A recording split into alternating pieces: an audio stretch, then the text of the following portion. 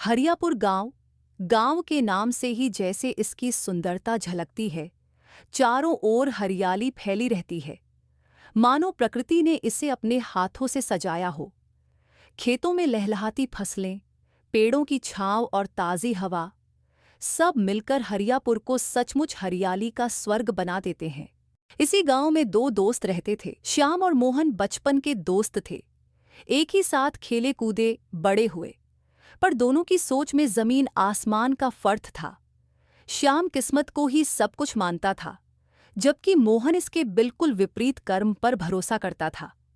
मोहन का कहना था कि किस्मत हथेलियों की लकीरों में नहीं, बल्कि हाथों की मेहनत में बसती है। एक दिन शाम को दोनों दोस्त गांव के बाहर सूख चुके तालाब की सीढ़ियों पर बैठे बातें कर रहे थे। देख मोहन, इस बार भी फसल हाथ नहीं आई। सब किस्मत का खेल है।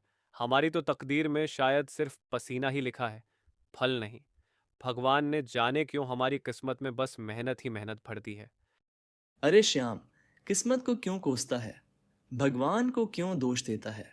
फसल इसलिए अच्छी नहीं हुई क्योंकि हमारी जमीन में अब वो दम नहीं रहा।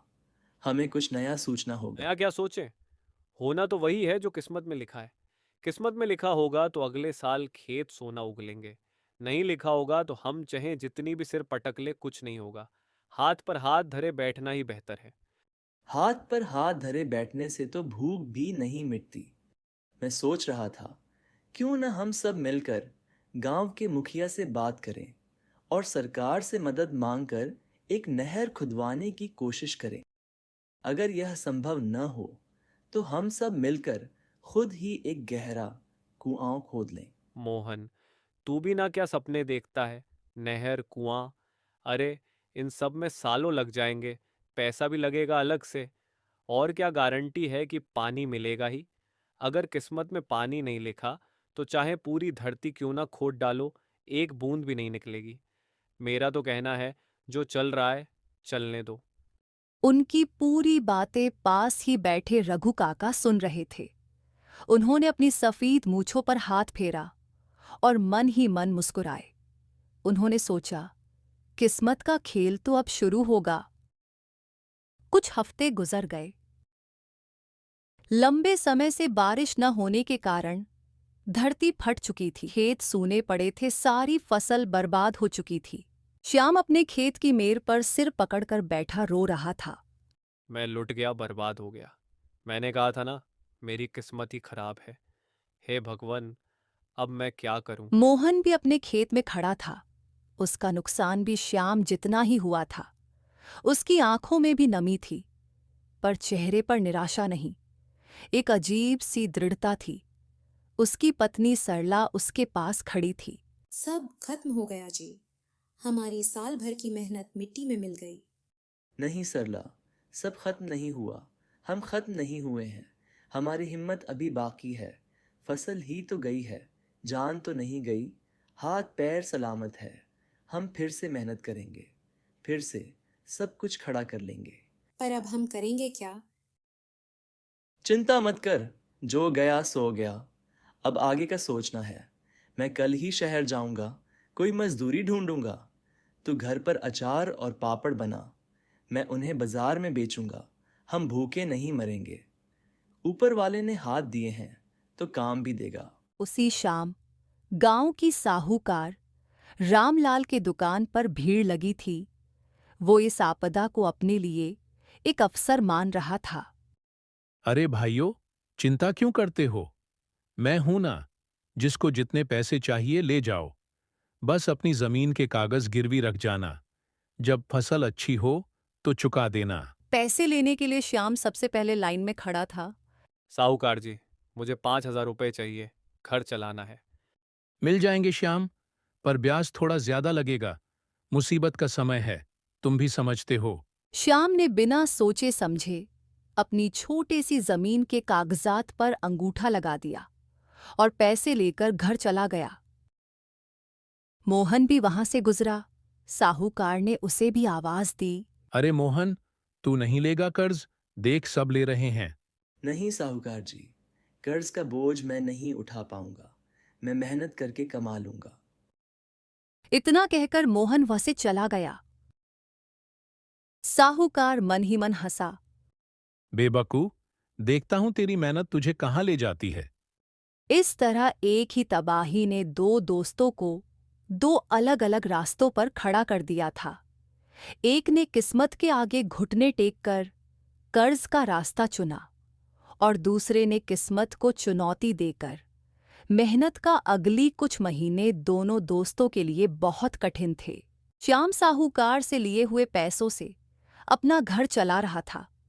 वो दिन भर गांव के चबूतरे पर बैठकर दूसरे लोगों के साथ अपनी बुरी किस्मत का रोना रोता रहता। एक गांव वाला बोला, श्याम, तू कुछ काम धंधा क्यों नहीं करता है? ऐसे बैठे बैठे पैसे कब तक चलेंगे? क्या काम करूं? किस्मत में ही जब आराम नहीं लिखा तो क्या करूं? जब तक पैसे हैं, खा पी रहे हैं, जब खत्म हो जाएंगे तो देखा जाएगा। शायद किस्मत पलट जाए और कहीं से गढ़ा हुआ खजाना मिल जाए। वो कोई काम नहीं करता था। उसका मानना था कि जब किस्मत को देना होगा तो वो घर बैठे ही देगी। धीरे धीरे साहूकार के दिए हुए पैसे खत्म हो गए। अब घर में खाने के लाले पड़ने लगे। दूसरी तरफ मोहन और सरला दिन रात एक कर रहे थे। मोहन रोज सुबह शहर जाता और देर रात तक मजदूरी करके लौटता। जो भी कमाता उससे घर का जरूरी सामान लाता। सरला घर पर अचार, पापड़, बड़ी बनाती और मोहन उन्हें शहर में बेचाता। एक दिन सरला ने कहा, जी, आप दिन रात मेहनत करके घर तो चला रहे हैं, पर शरीर को भी तो आराम की जरूरत है। आप अकेली कितना करेंगे? अकेला कहाँ हूं मैं, तू मेरे साथ है ना। बस कुछ दिन और मैंने कुछ पैसे बचाए हैं। इस बार हम अपने खेत में गेहूं नहीं, सब्जियां उगाएंगे। सब्जियों में पानी कम लगता है और ये जल्दी बिक भी जाती है। मोहन ने अपनी छोटी सी बचत से बीज खरीदे और अपनी पत्नी के साथ मिलकर खेत तैयार करने में जुट गया। गांव वाले उसे देखकर हंसते थे। देखा, फिर से मेहनत कर रहा है पागल। इसे लगता है कि इसके सब्जी उगाने से किस्मत बदल जाएगी। पर मोहन ने किसी की नहीं सुनी। वो और सरला बाल्टियों में दूर के एक पुरानी कुएं से पानी भर भर कर लाते और अपने पौधों को सींचते। उनकी मेहनत रंग लाने लगी। खेत में छोटे छोटे पौधे निकल आए। इधर श्याम की हालत पत्थर होती जा रही थी। साहूकार अब अपने पैसे वापस मांगने लगा था। श्याम, 3 महीने हो गए। मेरा पैसा कब लौटाएगा? ब्याज बढ़ता जा रहा है। साहूकार जी, कहाँ से दूं पैसे? किस्मत ने साथ ही नहीं दिया, फसल तो हुई नहीं। मुझे तेरी किस्मत से कोई लेना देना नहीं है। 1 महीने की मोहलत देता हूं, या तो मेरे पैसे लौटा, वरना तेरी जमीन मेरी हो जाएगी। श्याम के पैरों तले जमीन खिसक गई। वो बस अपनी किस्मत को कोसता रहा। एक दिन गांव में ढिंडोरा पिटा। सरकार की तरफ से इंजीनियर साहब आए थे। ये सूचना देकर सरपंच ने पंचायत बुलाई।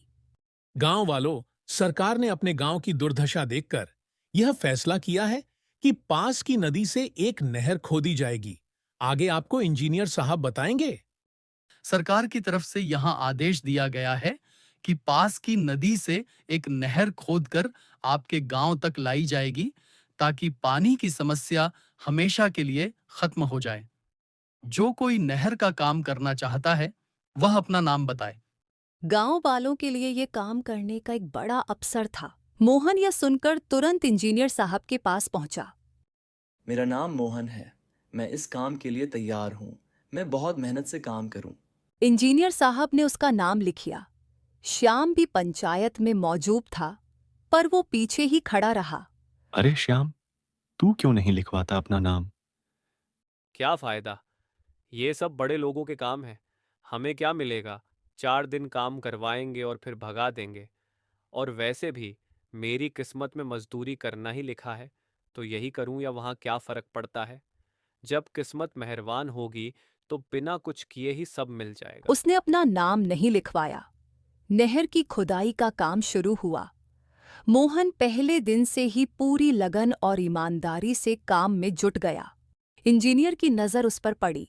तुम्हारा नाम क्या है? मैं तुम्हें रोज देखता हूँ। तुम बहुत लगन से काम करते हो। जी साहब, मेरा नाम मोहन है।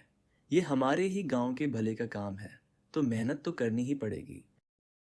इंजीनियर उसकी सोच से बहुत प्रभावित हुआ।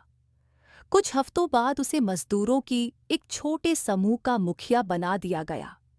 अब उसकी दिहाड़ी भी बढ़ गई थी। मोहन की मेहनत रंग ला रही थी। उसकी खेत में सब्जियां भी तैयार हो गई थी। नहर का पानी अभी गांव नहीं पहुंचा था, पर उसकी और सरला के बाल्टियों से पानी लाने का मेहनत सफल हो गया था। वो सब्जियां बेचकर भी अच्छा पैसा कमाने लगा। उसने साहूकार का तो कोई कर्ज नहीं लिया था, पर जो छोटे मोटे उधार थे वो सब चुका दिए। दूसरी तरफ 1 महीने की मोहलत पूरी हो चुकी थी। साहूकार अपने आदमियों के साथ श्याम के घर पहुंचा। ला श्याम, मेरे पैसे निकाल, वरना आज से ये जमीन और ये घर मेरा हुआ। श्याम साहूकार के पैरों में गिर पड़ा, रोने और गिड़गिड़ाने लगा। मालिक, मुझ पर रहम करो, मुझे कुछ और मोहल्लत दे दो। मेरे छोटे छोटे बच्चे हैं, हम कहाँ जाएंगे? इस जमीन के सिवा मेरे पास कुछ नहीं है। दूर हट। जब कर्ज ले रहा था तो तभी अपने बच्चों का ख्याल नहीं आया? मैंने तुझे पहले ही समझाया था। अब यह जमीन मेरी है। साहूकार के आदमी घर का सामान बाहर फेंकने की तैयारी करने लगे। श्याम की पत्नी और बच्चे दोनों रो रहे थे। तभी मोहन वहां पहुंचा। वो नहर के काम से लौट रहा था। अपने दोस्त और उसके परिवार की ये हालत देखकर उसका दिल दहल गया। रुक जाए साहूकार जी, ये आप क्या कर रहे हैं? तू कौन होता है मुझे रोकने वाला? ये मेरा और इसका मामला है। इसने मुझसे कर्ज लिया है। ये मेरा दोस्त है साहूकार जी, इसका मामला मेरा मामला है। बताइए इस पर आपका कितना कर्ज है, ब्याज समेत? साहूकार ने तिरछी नजर से उसे देखा और कहा, तू चुकाएगा इसका कर्ज? अरे दिन भर मजदूरी करके तो रोटी कमाता है और रामलाल का कर्ज चुकाने चला है। पूरे 8,000 है। तेरा औकात है इतना पैसा देने के लिए? साहूकार जी, आप सही कह रहे हैं। अभी मेरे पास पूरे पैसे नहीं हैं, लेकिन यह 4,000 रुपये हैं, इसे रख लीजिए। और मैं यह वादा करता हूँ कि बाकी के पैसे श्याम चुका देगा, नहीं तो मैं चुका दूंगा। साहूकार रामलाल एक चतुर बनिया था। उसने सोचा, इस बंजर जमीन को लेकर मैं क्या करूंगा? इससे बेहतर तो ये है कि मुझे मेरा पैसा मिलता है। और ये मोहन मेहनती आदमी है, जुबान का पक्का लगता है। ये पैसे जरूर चुका देगा। ठीक है, सिर्फ तेरी जुबान पर भरोसा करके ये सौदा कर रहा हूं। अगर 2 महीने में बाकी पैसे नहीं मिले तो मैं ये जमीन तो लूंगा ही, साथ मैं तेरी जमीन पर भी कब्जा कर लूंगा। साहूकार ने पैसे अपनी जेब में रखे और वहां से चला गया। उसकी जाते ही श्याम रो पड़ा। उसकी आंखों से आंसुओं की धारा बह रही थी। मोहन, मेरे भाई, तूने आज मेरी इज्जत बचा ली, मेरा घर बचा लिया। मैं किस मुंह से तेरा शुक्रिया अदा करूं? मैं तो हमेशा तेरा मजाक उड़ा कर रहा, और तूने तूने अपने सारी कमाई मुझ पर लुटा दी। रो मत पागल, दोस्त हूं मैं तेरा। क्या तेरे लिए मैं इतना नहीं कर सकता? पर एक बात याद रखना, मैंने तुम्हारा कर्ज चुकाया है, तुम्हारी किस्मत नहीं।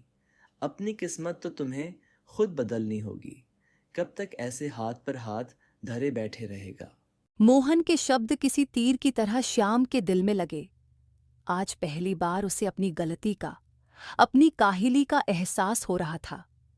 उसे समझ आ गया था कि उसकी बुरी हालत का जिम्मेदार कोई और नहीं, वो खुद है। 6 महीने बीत गए।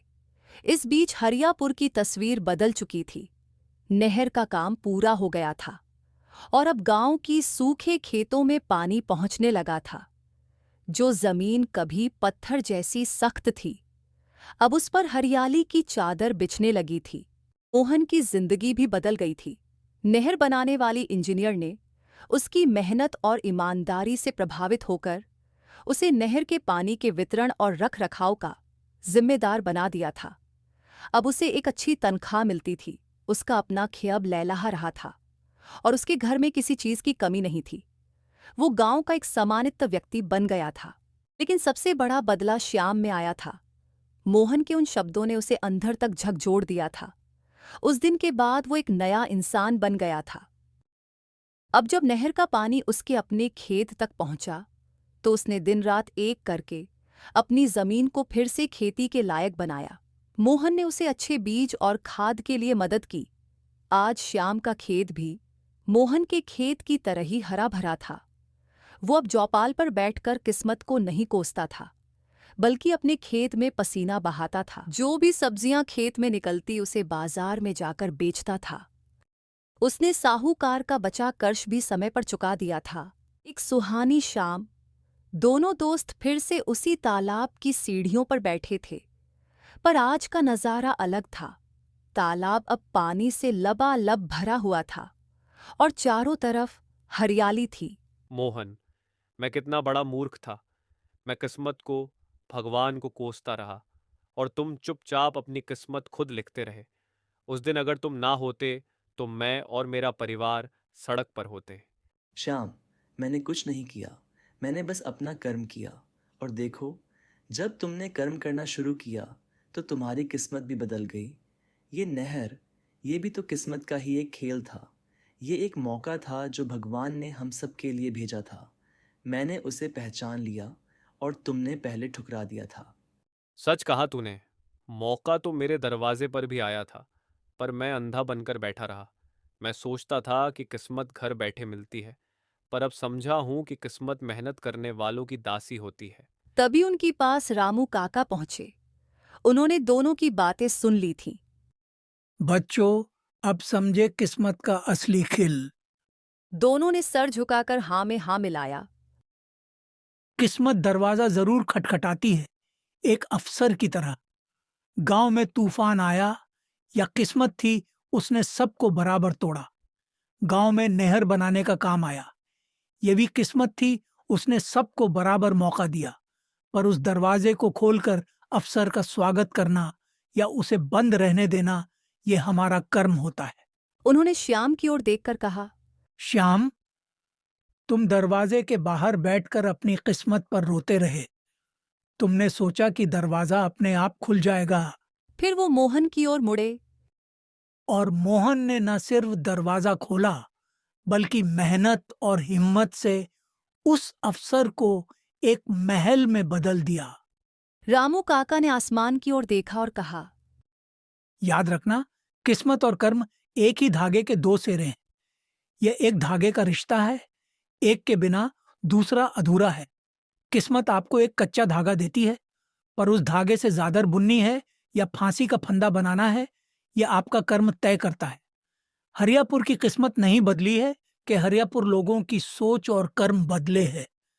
इसलिए आज ये गांव फिर से मुस्कुरा रहा है,